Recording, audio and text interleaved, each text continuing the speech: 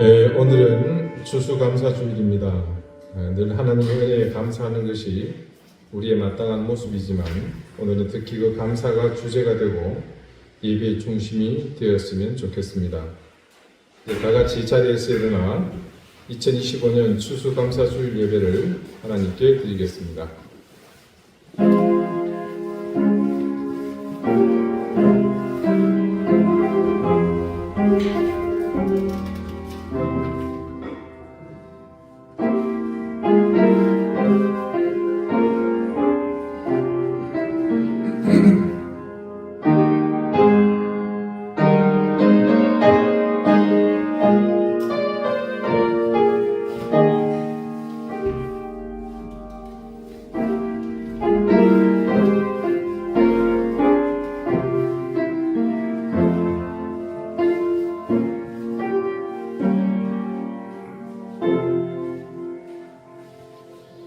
그러므로 형제들아 내가 하나님의 모든 자비하심으로 너희를 권하노니 너희 몸을 하나님이 기뻐하시는 거룩한 산 제물로 드리라. 이는 너희가 드릴 영적 예배니라. 아멘. 우리 인생의 토지에 다양하고 풍성한 곡식을 주셔서 부족함 없도록 넘치게 결실하게 하신 하나님의 은혜를 감사드립니다. 우리 삶의 과수에 형형색색의 과실을 맺게 하셔서 우리의 삶을 풍성하게 채워주신 은혜를 감사드립니다. 오늘 우리 인생에게 베푸신 하나님의 사랑과 우리 삶에 넘치게 더해주신 하나님의 말로 다할 수 없는 은혜와 사랑을 찬송합니다. 우리의 호흡을 다하여 우리의 입술이 진하도록 우리 영혼의 감사와 인생의 찬송으로 거룩하신 하나님께 감사의 예배를 드립니다. 감사와 감격에 겨운 우리의 이 예배를 기쁘게 받아주십시오. 영원히 감사할 그 이름 예수 그리스도 이름으로 기원하옵나이다. 아멘. 찬송가 5장 함께 찬송하겠습니다.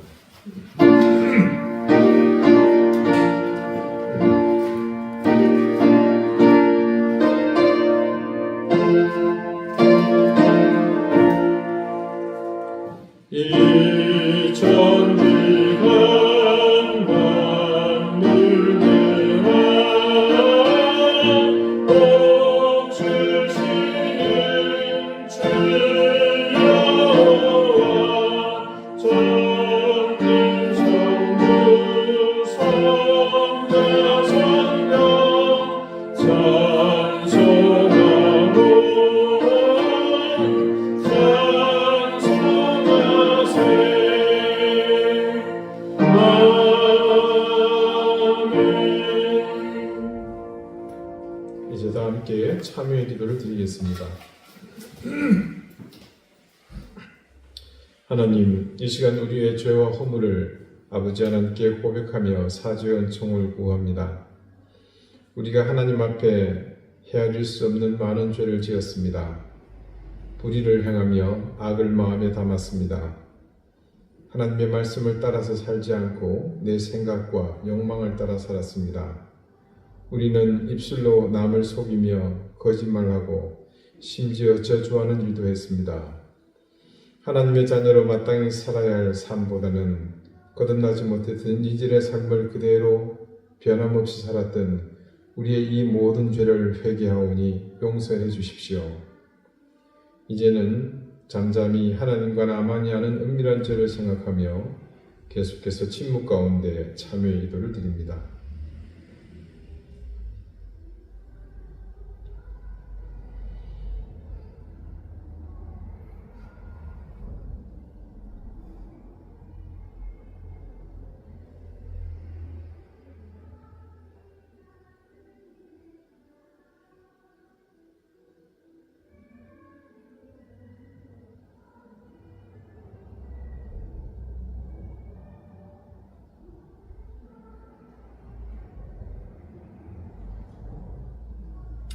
하나님께서는 자신이 부끄러운 죄를 솔직하게 고백하는 사람들에게 말씀하십니다. 구하옵나니 주의 인자의 광대하심을 따라 이 백성의 죄악을 사하시되 애굽에서부터 지금까지 이 백성을 사하신 것 같이 사하시옵소서. 여호와께서 이르시되 내가 네 말대로 하노라. 아멘. 이제는 사도신경으로 우리의 신앙을 고백하오니 나는 전능하신 아버지 하나님 천지의 창조주를 믿습니다. 나는 그의 유일하신 아들 우리 주 예수 그리스도를 믿습니다. 그는 성령으로 잉태되어 동정녀 마리아에게서 나시고 본디오 빌라도에게 고난을 받아 십자가에 못 박혀 죽으시고 장사된 지 사흘 만에 죽은 자 가운데서 다시 살아나셨으며 하늘에 오르시어 전능하신 아버지 하나님 우편에 앉아 계시다가 거기로부터 살아있는 자와 죽은 자를 심판하러 오십니다. 나는 성령을 믿으며 거룩한 공교회와 성도의 교제와 죄를 용서받는 것과 몸의 부활과 영생을 믿습니다. 아멘. 자리에 앉으시기 바랍니다. 이제 다 함께 성시를 교독하겠습니다. 성시는 교독문 106번 감사절 두 번째 편입니다.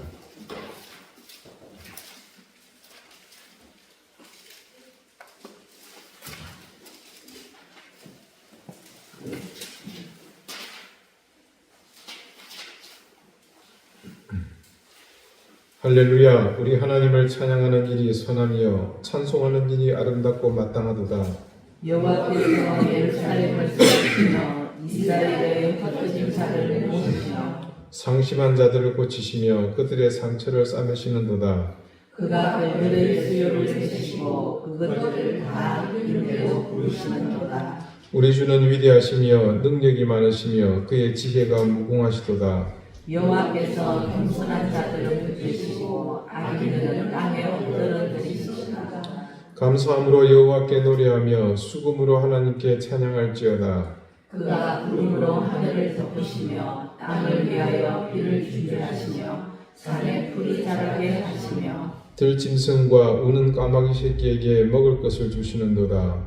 여호와는 말에 기뻐하시며 기뻐하지 아니하시며 사람의 나무가 옥새다 하여 기뻐하지 아니하시고 여호와는 자기를 경외하는 자들과 그의 인자심을 바라는 자들을 기뻐하시는도다. 아멘. 기도드리겠습니다.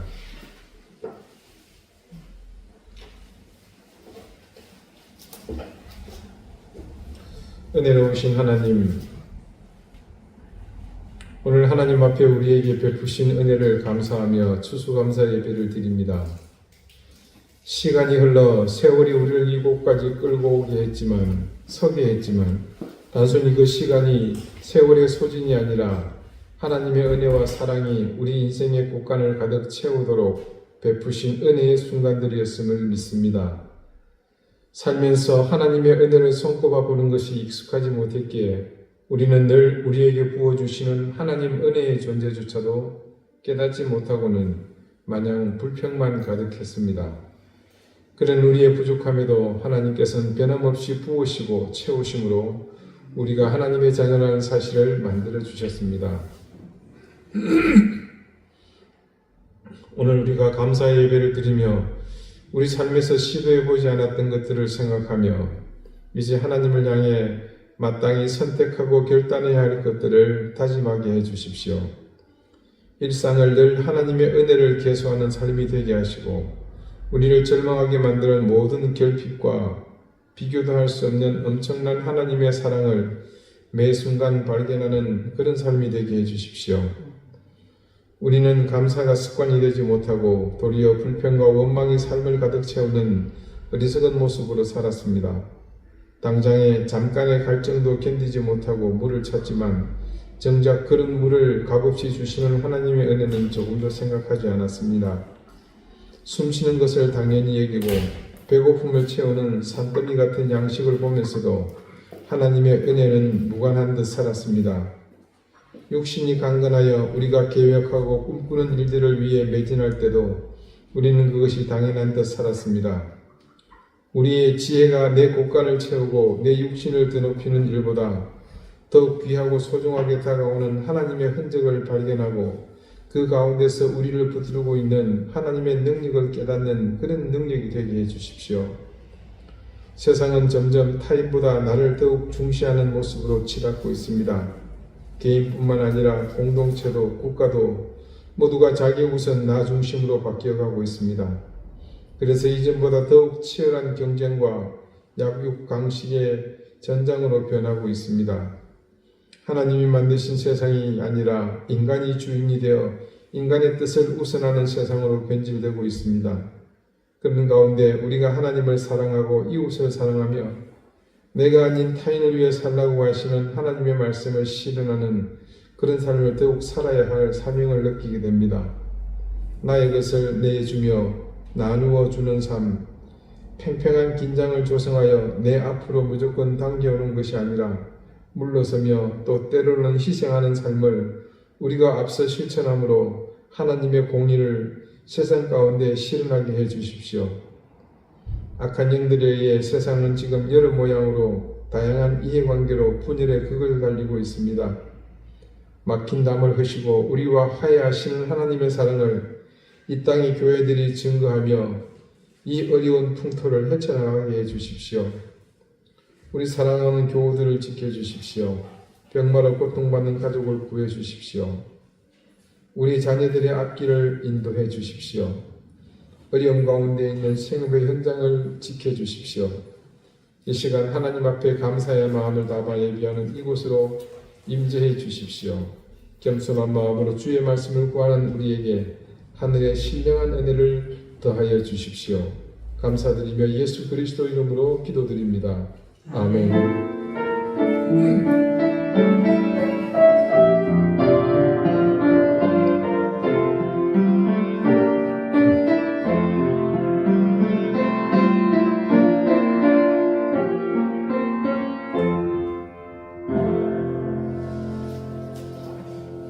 27장 함께 찬송하겠습니다.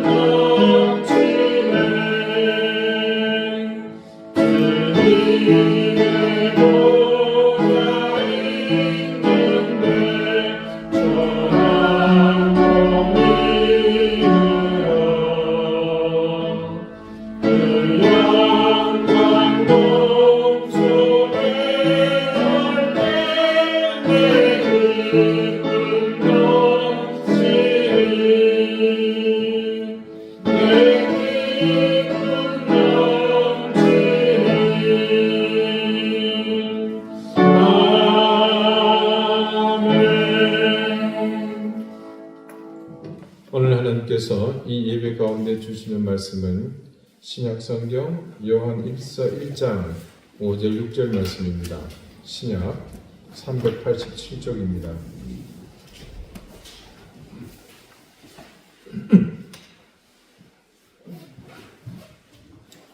요한 1서 1장 5절 6절 말씀을 제가 읽겠습니다. 이제 다 같이 자리에서 일어나 하나님의 말씀을 경청하십시오. 우리가 그에게서 듣고 너희에게 전하는 소식은 이것이니 곧 하나님은 빛이시라. 그에게는 어둠이 조금도 없으시다는 것이니라. 만일 우리가 하나님과 사귐이 있다 하고 어둠에 행하면 거짓말을 하고 진리를 행하지 아니함이거니와. 아멘. 자리에 앉으시기 바랍니다. 하나님께서 이 말씀으로 우리에게 은혜 주시기를 원합니다. 이 시간은 주일학교에서 준비한 특별 찬양이 있겠습니다.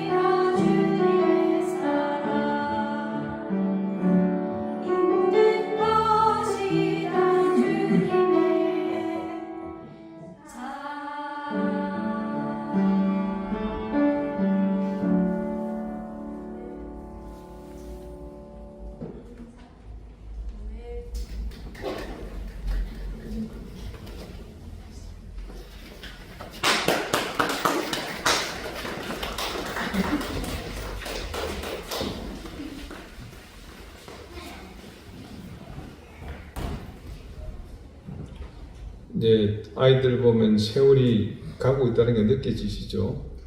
예, 작아서 보이지 않던 아이들이 이제는 성인의 키에 이르는 그럴 때가 됐습니다. 요한 1서 1장 5절 6절 말씀. 우리가 그에게서 듣고 너희에게 전하는 소식은 이것이니 곧 하나님은 빛이시라. 그에게는 어둠이 조금도 없으시다는 것이니라. 만일 우리가 하나님과 사귐이 있다 하고 어둠에 행하면 거짓말을 하고 진리를 행하지 아니함이거니와. 여러분에게 지금 가장 간절한 소망이 있다면 그것이 무엇이겠습니까? 네, 아마도 우리에게 그런 질문이 오면 누구든 지체 없이 대답할 겁니다. 나는 내 영혼이 구원받는 것, 그것이 내가 바라는 가장 큰 소원입니다. 근데 이 소원은 사실 우리가 숨을 거두기 전까지는 실감할 수 없는 게 현실이죠. 앞으로 여기 계신 분들 30년 혹은 40년 또 50년 이상 긴 세월을 살아야 하는 상황에서는 오히려 지금 이 순간을 어떻게 살아가야 하느냐, 그것이 더 중요한 문제일 수 있습니다. 다시 한 번 더 질문을 해봅니다. 세상에 살면서 우리가 가장 바라는 것은 무엇일까요? 좀 하나님께 덜 죄송하고 나름 수준 있게 이 질문에 대답하자면 제가 한 가지 모범 답안을 이렇게 작성해 봤습니다. 우리가 가장 바라는 것은 하나님의 사랑을 받는 겁니다. 어떻습니까? 네, 훌륭하죠. 근데 이것은 정말 형식적인 대답이라고 말할 수도 있겠지만 한편으로는 우리 그리스도인들이 바라는 궁극적인 그런 바람이라 저는 그렇게 평가를 하겠습니다. 우리가 하나님이 사랑하시는 그런 대상, 그런 사람이 되는 것 말입니다. 하나님과 가장 친한 관계를 유지하고 하나님이 나를 정말 좋아하셔서 내 말이라고 하면 깜빡 넘어가실 정도로 하나님의 사랑을 받는다면 그 이상의 소원이 과연 우리에게 있겠습니까? 몇 년 전에 한 목사가 집회 시위를 하는 도중 이런 말을 하는 것을 제가 본 적이 있습니다. 하나님도 나한테는 꼼짝 못해. 그걸 보면서 얼마나 실망을 했는지요. 같은 목사로서 정말 얼굴이 화끈거렸습니다. 혼자서 착각의 첨단을 달리면서 하나님이 자신과 그런 관계라고 떠벌리는 것 말고요. 진짜 하나님의 사랑을 제대로 받는 사람이 되는 것. 그게 우리 그리스도인들의 궁극적 그런 바람이 아니겠습니까? 그러면 하나님의 지극한 사랑을 받고 또 하나님과 허심탄회하게 터놓고 얘기할 수 있을 정도로 교제하려면 어떻게 해야 하겠는가? 그렇게 하기 위해서는 중요한 요건이 있습니다. 우선 우리가 아는 게 있죠. 먼저 하나님은 우리를 변함없이 사랑하십니다. 하지만 구원의 대상으로 사랑하시는 것과 하나님의 마음이 자꾸 사랑하지 않을 수 없어서 나를 사랑해 주시는 것은 다른 문제입니다. 우리는 모두 죄인이지만 하나님이 세상을 사랑하셨죠. 그 사랑하는 세상에 우리가 포함되어 있는 겁니다. 그걸로 그친 게 아닙니다. 그걸 구체적으로 확정해 주셨죠. 예수 그리스도 당신의 독생자를 보내셨고 그 보낸 독생자를 고난을 받고 죽게 했습니다. 피를 흘리게 했습니다. 그 피값으로 우리를 더 사랑하시고 자녀로 삼아주셨죠. 그렇게 우리가 모두 하나님의 자녀가 되었기 때문에 자연 하나님이 사랑하시는 것도 맞습니다. 그러나 이 사랑에는 차이가 있습니다. 마치 부모가 자식을 본능적으로 사랑하는 것과 더불어서 이 자식이 마음에 들어 사랑하는 것이 다른 것처럼요. 구원의 대상으로 사랑받는 것과 하나님께서 마음으로 사랑하지 않을 수 없어서 우리를 사랑하시는 것은 차이가 있습니다. 부모로서 자식을 낳아 키웁니다. 부모치고 누가 자식을 사랑하지 않는 사람이 있겠습니까? 둘을 낳든 열을 낳든 다 사랑합니다. 그러나 이렇게 본능적으로 부모니까 내가 부모이기 때문에 사랑하는 것과 그 자식이 매일 마음에 들어서 나도 모르게 마음이 기울고 그렇게 사랑하는 것은 틀립니다. 하나님도 그렇습니다. 구원할 대상으로서 하나님은 모든 사람을 똑같이 사랑하시지만 구원받은 하나님의 자녀들 가운데는 하나님이 각별히 사랑하는 사람이 있습니다. 그래서 하나님의 자녀지만 우리가 조금 더 욕심을 낸다면 하나님께 이런 사랑을 받는 그것이 궁극적인 소원이 되지 않겠는가? 저는 그렇게 판단을 했습니다. 자, 그렇게 하려면 어떻게 해야 하는가? 하나님과의 교제의 수준을 한 차원, 두 차원, 아니 여러 차원 이렇게 몇 차원을 더 높여야 합니다. 그러기 위해서 하나님의 마음과 우리의 마음이 서로 통하는 무언가가 있어야 합니다. 그래야만 우리가 하나님의 다른 차원의 사랑을 받을 수 있습니다. 그냥 아무렇게나 막 살면서 하나님께 다른 차원의 사랑을 받을 수 있다고 생각한다면 그건 분명 착각일 겁니다. 누군가 좋은 교제를 이어가기 위해서는 그 사람에 대해 관심을 가지고 그 사람을 이해하기 위해서 노력해야 됩니다. 저 사람이 뭘 좋아하는지, 뭘 잘 먹는지, 뭘 싫어하는지, 뭘 혐오하는지, 아주 필요한 기본적인 것에 관심을 갖는 것은 기본적인 상식입니다. 자, 그런데 그 대상이 하나님이란 말입니다. 그렇다면 이제 우리에게 더 필요한 것은 그분과 교제하기 위해서 하나님이 누구신지, 그분이 무엇을 좋아하고 싫어하시는지를 알아야 하지 않겠습니까? 오늘 본문을 보면 하나님이 어떤 분이신지를 우리에게 소개하는 게 있습니다. 5절 보실까요? 사도 요한은 오늘 말씀에서 하나님이 빛이라고 말합니다. 우리가 그에게서 듣고 너희에게 전하는 소식은 이것이니 곧 하나님은 빛이시라. 그에게는 어둠이 조금도 없으시다는 것이니라. 자, 여기서 우리가 함께 보아야 할 말씀이 있습니다. 이 같은 제자인 사도 요한이 요한복음 1장 4절에서 했던 이야기입니다. 그 안에 생명이 있었으니 이 생명은 사람들의 빛이라. 자, 우리 앞서 요한 1서에서도 보았죠. 생명, 말씀, 그리고 빛으로 이어지는 것을 볼 수 있게 되죠. 하나님 안에 생명이 있었는데 이 생명을 사람들의 빛이라고 요한이 증언합니다. 하나님을 빛이라고 한다면 그 속에 담겨있는 의미는 뭘까요? 빛은요, 하나님의 성품을 포괄적으로 설명할 때 사용하는 가장 성경적인 표현 중에 하나입니다. 빛이란 본래 스스로 비추는 성질을 가지고 있고요. 그래서 항상 그 빛이 닿으면 실체가 드러납니다. 마찬가지로 하나님은 자신을 계시하면서 우리에게 당신 자신을 보여주십니다. 말씀을 통해서 자신을 나타내셨죠. 또한 예수 그리스도를 세상에 보내심으로 자신을 우리에게 보여주셨습니다. 요한이 그분을 빛이라고 소개한 이유가 바로 여기에 근거합니다. 빛은 다른 것을 보이게 하는 성질이 있습니다. 그래서 우리가 잘 아는 것처럼 빛이 비치면 만물은 어떤 것이든 환하게 드러납니다. 사람들이 그 앞에 서게 되면 그래서 심지어 옷을 입고 있지만 마치 발가벗은 것 같이 그렇게 드러납니다. 빛은 우리가 간과하고 있는 사실이지만 사실 그 자체로 찬란합니다. 그리고 빛은 장엄하기까지 합니다. 우리는 일출이 얼마나 장엄한지 여러 경로를 통해 경험해 알고 있습니다. 저도 다양한 일출을 보았습니다. 심지어는 중국의 황산에서도 봤습니다. 천하절경이라 그러죠.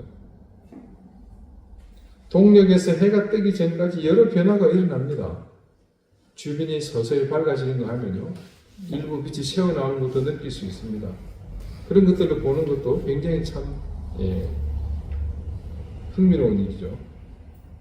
그러나 그런 변화들이 아무리 많고 다양하고 멋있게 비칠지 모르겠지만 막상 해가 떠오를 때는 그 장엄함에 그런 자잘한 변화들은 의미가 모두 기억 속에서 사라져버립니다. 그만큼 강렬합니다. 온누리를 환하게 심지어 보는 이의 눈을 부시게 만드는 빛의 등장은 절대적입니다. 그렇게 동력해서 솟아올라서 온누리를 환하게 비추는 이 찬란함과 같이 하나님도 모든 것을 압도하는 장엄한 영광의 본체십니다. 그 다음 빛의 중요한 속성이 있습니다. 빛과 어둠은 동시에 있을 수 없다는 겁니다. 빛이 있으면 어둠은 반드시 사라집니다. 마찬가지로 하나님은 절대 거룩하시며 악한 것이 조금도 가까이 할 수가 없습니다. 빛의 모든 속성은 정말로 이 하나님의 속성을 가장 많이 내포하고 있는 것이라 할 수 있습니다. 그래서 하나님을 빛으로 표현한 것은 정말 탁월한 선택입니다. 오늘 요한 1서 말씀에서는 하나님을 빛이라 표현할 때 특별히 어둠과 가까이 할 수 없는 그 속성을 강조하는 것을 볼 수 있습니다. 하나님은 악한 것을 조금도 용납하지 않으시며 또한 절대 거룩하신 분입니다. 그래서 그분은 어둠을 밀어내시고 거룩하지 않은 것들은 거부하십니다. 당신이 거룩하시기 때문에 그래서 가까이 오는 자를 향해서 항상 거룩하라고 말씀하십니다. 내가 거룩하니 너희도 거룩하라. 너희는 나에게 거룩할지어다.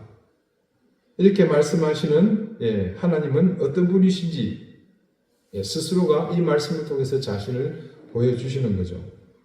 그러므로 세상에서 행복하게 살기를 원하는 사람은 누구든 예외 없이 이렇게 빛이신 하나님과 조화를 이루어야만 합니다. 그분과 조화를 이룬다는 것, 그것을 바라는 사람이 빛 가운데 서는 것을 의미합니다. 그렇게 함으로 빛 가운데서 행하는 것이죠. 근데 말입니다. 빛이신 하나님과 교제한다는 사람이 어두운 곳에서 행한다면 그것은 자기 모순입니다. 불완전한 존재인 우리는 여차하면 거짓말하기 쉽습니다. 그런데 역설적이게도요, 우리는 거짓말한다는 사실에 대해서 나름 엄격합니다. 어떻게 하나님 앞에서 거짓말을 할 수 있겠는가? 그런 사실에서 우리는 자신합니다. 그런데 놀랍게도요, 우리의 입술로는 거짓을 말하지 않는데 우리 삶이 그렇다는 겁니다. 조금 전 우리가 빛 가운데 행한다는 것을 말할 때를 봅시다. 우리는 분명 하나님과 교제한다고 자신 있게 말하지만 정작 우리는 어두운 곳에 행한다면 어떻게 되겠습니까? 내가 입술로는 거짓을 말하지 않았지만 이는 거짓을 말하는 것과 같습니다. 더군다나 하나님과 교제하면서 이미 익숙해진 삶, 어두운 삶을 살면 그것 자체가 거짓입니다. 그래서 그런 상태에서는 거짓말을 하는 것이 거리낌이 없어집니다. 자, 이게 좀 무슨 말인가 싶으시겠지만 이제 요한이 말하고자 하는 이 편지 속에서 우리는 그 사실을 발견할 수가 있습니다. 오늘 6절 한번 볼까요? 만일 우리가 하나님과 사귐이 있다 하고 어둠에 행하면 거짓말을 하고 진리를 행하지 아니하거니와. 자, 요한이 지금 이런 사실을 이 편지에 그대로 기록을 하고 있죠. 근데 이렇게 대놓고 말하게 된 데는 그 당시에 한 특정 사안에 대한 위협 때문이었습니다. 자, 이 요한 1서를 기록한 배경을 여러 참고 서적을 찾아보면 반드시 등장하는 게 있습니다. 바로 영지주의입니다. 영지주의에 대해서는 한 번씩 다 들어보신 기억이 있으시죠? 초기 기독교에 중대한 영향을 끼쳤던 아주 잘못된 이단 사상입니다. 이 영지주의는 나름 철학의 영향으로 생긴 것인데요. 전체를 다 설명하자면 조금 분량이 방대하고 간단하게 몇 가지만 설명을 드리겠습니다. 근본적으로 영지주의는 이 육체와 영혼을 따로 분리해서 생각하는 사상입니다. 대략 감이 좀 오시겠지만, 그래서 육체는 악한 것이고 영은 거룩하다는 이런 주장입니다. 그래서 육체라는 것은 단지 이 거룩한 순결한 영을 감싸는 껍데기에 불과하다, 이렇게 그들은 주장합니다. 그래서 이런 주장 때문에 어떤 현상이 나타나냐면요, 누군가 어떤 신비로운 체험을 통해서 초자연적인 존재, 여기서는 이 사람들은 하나님이라고 주장을 합니다만, 그 하나님에 대한 지식을 얻게 되면 그 이후로 그 사람은 너무 거룩해져 가지고요, 뭐가요? 영이에요. 몸이 어떤 짓을 하든지 그것과는 별개의 존재가 된다고 주장합니다. 그래서 육체와 영이 전혀 별개의 존재이기 때문에, 그렇게 선을 그어 놓았기 때문에 그들은 몸이 어떤 짓을 하든지 어떤 생활을 하든지 그런 육체의 행동들이 하나님과 교제하는데 아무런 지장을 주지 않는다고 주장합니다. 왜? 이 거룩한 영과 하나님이 교제하기 때문에. 자, 지금의 우리는 이것이 분명 잘못된 것이라는 사실을 금방 알 수 있습니다. 하지만 그 당시 기독교 교리가 명확하게 정립되지 않았을 때는요, 사람들에게 이것이 아주 매력적인 그런 소리로 들렸습니다. 그리고 1세기 교회의 성도들은 이걸 자연스럽게 신앙과 접목해가지고 아주 그럴싸하게 포장해서 마치 신앙생활을 잘 하는 것이라고, 수준 높게 하는 것이라고 생각하며 그렇게 교회에 나오는 사람들이 많았습니다. 여러분, 우리가 짓는 죄의 대부분은 육체를 통해서 이루어지죠. 그러다 보니까 사람들이 죄를 짓는 것에 대한 심각성을 잃어버립니다. 몸 따로 영 따로 이렇게 이중생활하는 것이 부끄러운 일이 아니라는 생각들이 팽배해집니다. 여러분, 이게 심각한 문제라는 게 바로 이렇게 감으로 오시죠. 내 육체가 어떤 잘못을 저질러도 그 죄를 자신이 책임지지 않아도 된다는 생각. 도둑질을 하지만 그건 내 몸이 하는 거지 내 영과는 별개입니다. 어디 경찰서 가도 그렇게 얘기해 보세요. 네. 네, 알겠습니다. 그럼 돌아가십시오. 자, 현대 이단 중에 소위 구원파라고 이름 불리는 그런 집단도 이와 비슷한 맥락을 가지고 있습니다. 구원파에 좀 이단성이 많은 교리들 중에요, 우리가 좀 관심을 가져야 될 게 이게 있습니다. 이 구원파는 한 번의 회개로요, 과거와 현재와 미래의 모든 죄가 다 용서받았다고 주장합니다. 이게 무슨 말이냐면요, 죄를 자꾸 짓더라도 회개할 필요가 없다는 거예요. 내가 앞으로 지을 죄까지 다 지금 회개하고 용서받았다는 겁니다. 무한용서, 완성된 회개가 있기 때문이다. 교리 자체는 영지주의와 완전히 틀린 것처럼 보입니다만 뭔가 그런데 공통점이 있다는 느낌적인 느낌 드시죠? 네, 그렇습니다. 죄에 대해서 무감각해진다는 겁니다. 그것은요, 하나님과 더욱 가까이 다가가야 하는 인간이 본질적으로 그분의 곁에 머물 수 없도록 이끄는 그런 사교적 논리입니다. 여러분, 이런 사람들이 교회 내에 가득했다고 생각해 보십시오. 이게 보통 일이겠습니까? 이런 사람들을 어떻게 정상적인 신앙인이라고 할 수 있겠습니까? 한마디로 기독교 신앙을 빙자한 사기꾼에 불과합니다. 이런 사람들이 혼자 가만히 있어도 문제지만 악한 것들은 반드시 주변을 물들입니다. 그렇게 교회 내에 많은 사람들이 이들의 주장에 동조하여 잘못된 길에 빠져들었습니다.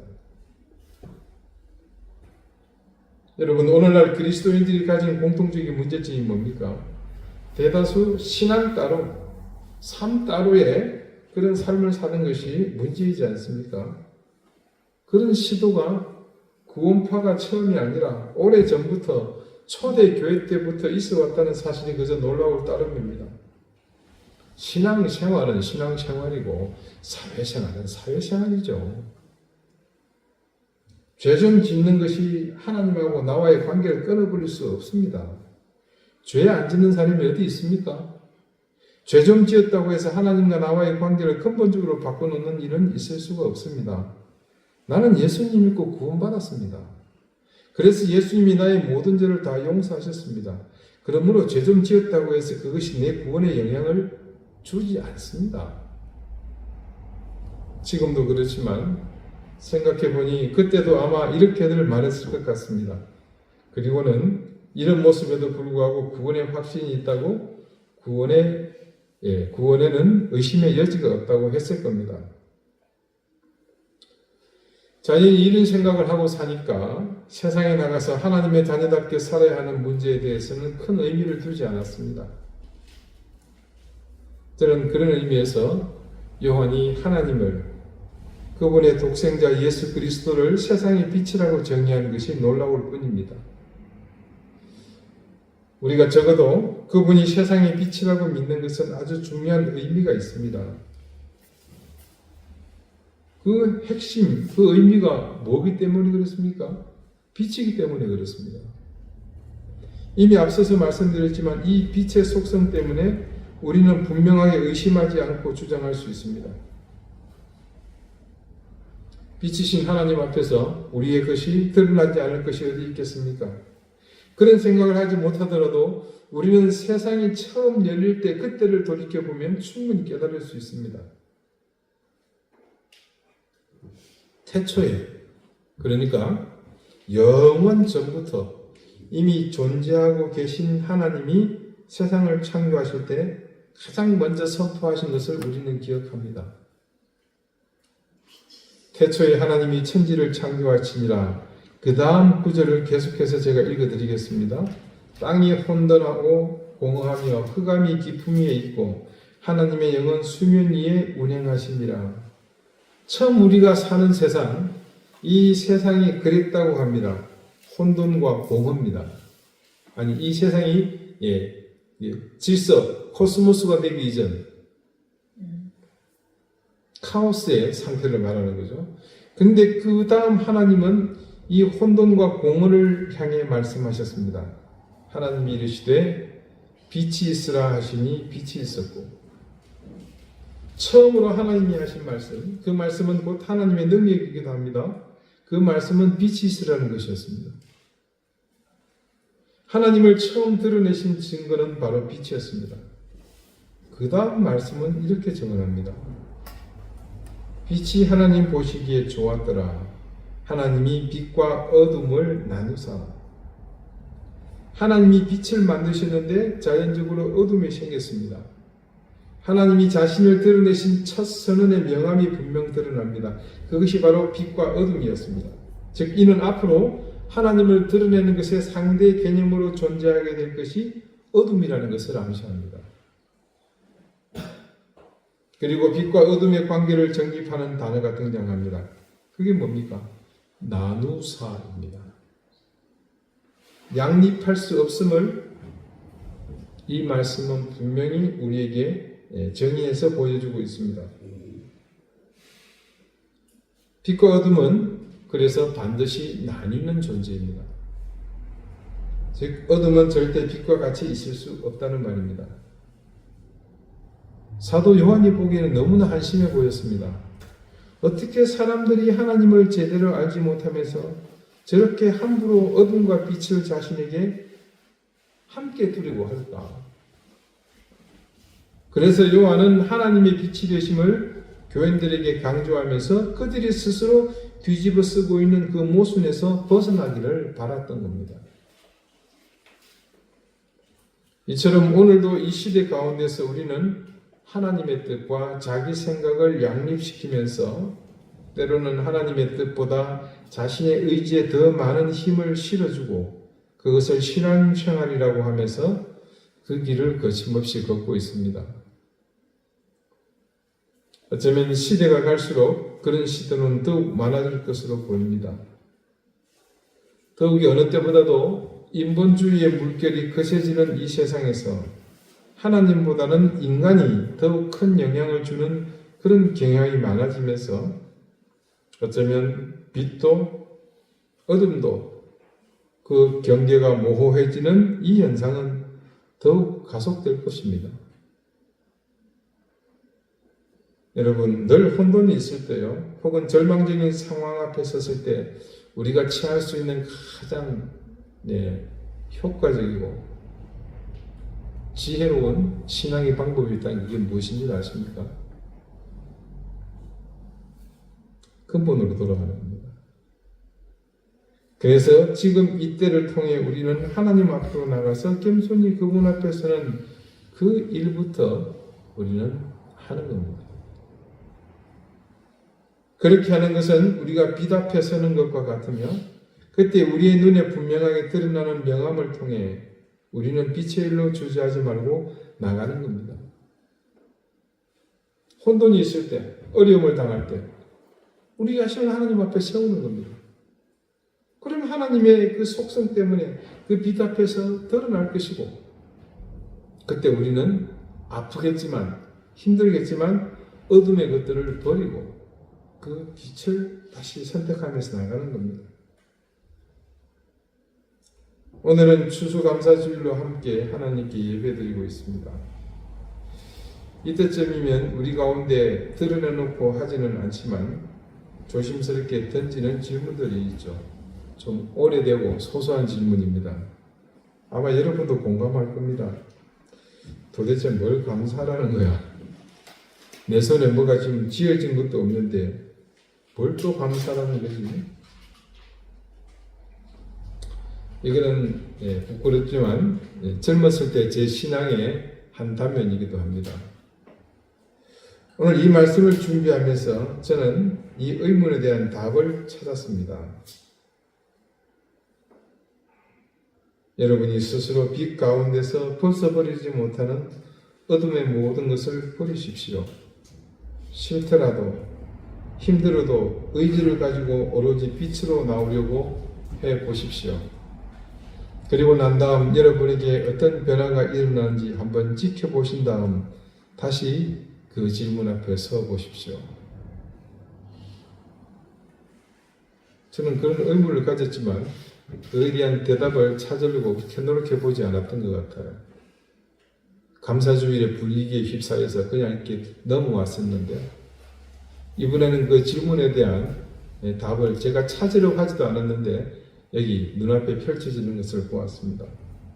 여러분, 이제껏 우리 안에 어둠의 흔적들을 지우지 않아서 어둠에 가려 보지 못했던 것들이 우리가 어둠을 몰아내면 빛으로 우리 안에 그것들이 가득 채워질 것이고 넘치도록 채워질 것이고 그때 우리는 우리 앞에 채워진 그것을 보며 하나님 앞에 기쁨을 겨워 감사의 노래를 목청껏 부르게 되지 않겠습니까? 여러분 기억하십시오. 인간이 어둠과 벗하며 맺을 수 있는 열매는 그 속에 나오는 것들이 전부입니다. 그 안에서 우리가 지혜롭게 노력하고 선택해서 한다고 하는 그 모든 것들은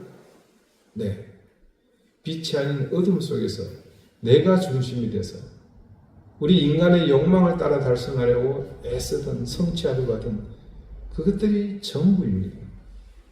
하지만 빛이신 하나님, 그 빛으로 이 땅에 오신 하나님의 아들 예수 그리스도와 더불어 빛에 거하는 우리에게는 그 빛의 근원이신 하나님이 주시는 은혜와 평강의 열매가 가득 맺히게 될 것입니다. 여러분은 어떤 열매를 원하십니까? 어둠 속에서 욕망을 향해 달려가던 내가 그렇게 탐욕 속에서 맺고자 하던 그 열매를 원하십니까? 아니면 빛이신 하나님이 의와 진리를 통해 우리에게 은혜와 평강으로 맺게 하실 그 열매를 여러분은 원하십니까? 오늘 이 감사주일 앞에 우리의 생각, 또 우리의 마음속에 자리 잡고 있었던 우리 중심의 생각에서 은혜와 평강을 선물로 주시는 하나님이 비치는 그 빛 앞에서는 신앙의 삶을 통해서 우리가 소중하게 생각하는 우리 인생의 열매들을 귀하게 맺어나가는 여러분이 되셨으면 좋겠습니다. 기도드리시겠습니다. 하나님, 우리에게 빛으로 오신 하나님을 우리는 망각하며 살았습니다. 그래서 어둠이 있었음에도 불구하고 그것을 죄로 여기지 못하며 하나님과 더불어 사는 어리석음을 범했습니다. 하나님, 우리 가슴에 그리고 우리의 머릿속에 굳게 새겨서 잊지 않게 해주십시오. 하나님은 빛이시며 우리 또한 빛의 자녀임을 늘 기억하며 어둠의 길에 서지 않고 온전한 빛의 자녀로 살게 해주십시오. 그래서 하나님의 은혜를 늘 발견하고 그 은혜에 감사하는 인생이 되게 해주십시오. 예수 그리스도 이름으로 기도드립니다. 아멘. 590장 함께 찬송하겠습니다.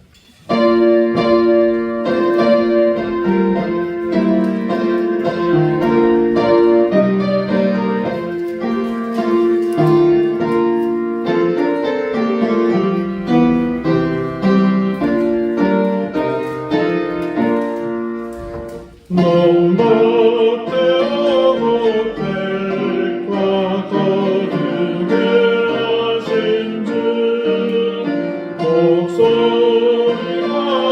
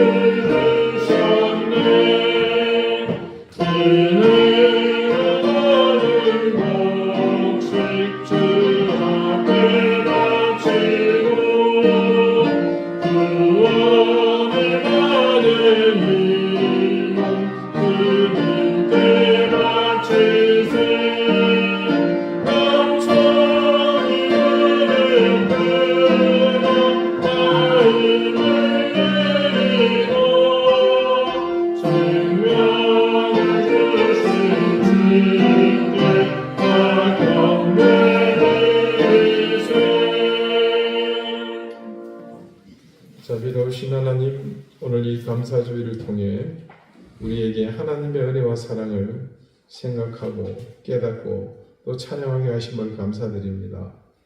무엇보다 감사한 것은 우리에게 귀한 생명을 주시고 사랑하는 가족들을 주시고 함께 예배하는 교회를 허락해 주심을 감사드립니다. 뿐만 아니라 우리가 먹고 마시며 숨쉬고 또 하나님 살아가는 모든 것이 하나님께로부터 왔음을 또한 믿고 고백합니다. 그런 마음을 담아 하나님 앞에 감사의 예물을 드린 손길들을 기억하시고 그 드린 손길 위에 하늘의 신령한 은혜와 땅의 기름진 복을 넘치게 더해 주십시오. 교회를 사랑하며 섬기며 수고하는 손길들의 노고를 기억해 주시고 그들의 땀과 헌신이 하나님께서 귀한 은혜를 더해 주십시오. 사랑하는 자녀들 또 생업에 주시는 귀한 복을 누리며 하나님의 은혜를 마음껏 찬양하는 우리 이든교회 교우들 될 수 있도록 은혜를 더해 주십시오.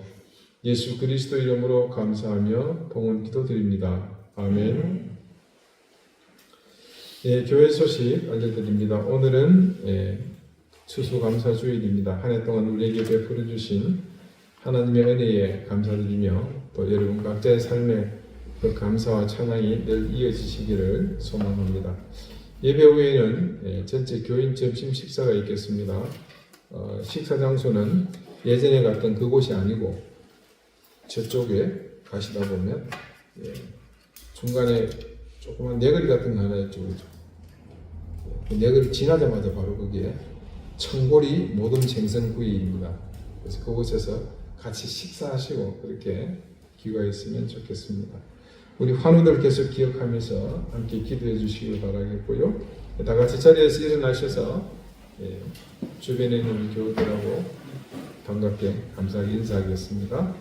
54장 함께 찬송하겠습니다.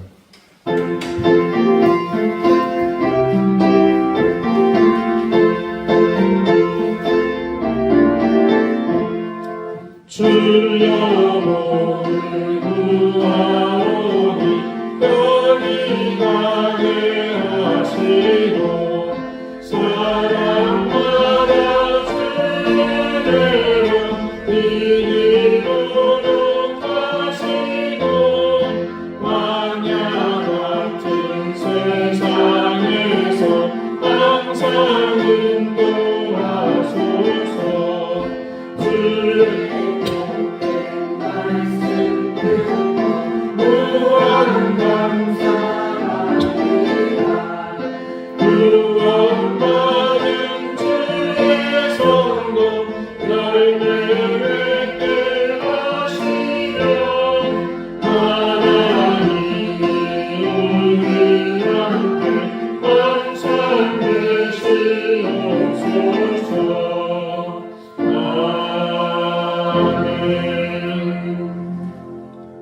이제는 예수 그리스도의 은혜와 하나님의 사랑과 성령의 교통하심이 하나님께서 이 땅에 빛으로 오셨음을 늘 기억하며 우리 인생 가운데 그 빛을 등지고서 늘 어둠 속에 거하며 살던 이전의 모든 삶을 버리고 빛으로 오신 하나님과 더불어 빛으로 교제하며 빛의 삶을 살기를 소망하는 우리 이든교회 모든 성도들과 저들의 가정과 생업과 주신 귀한 자녀들 위해 이제로부터 영원토록 항상 함께 하시기를 간절히 축원하옵나이다.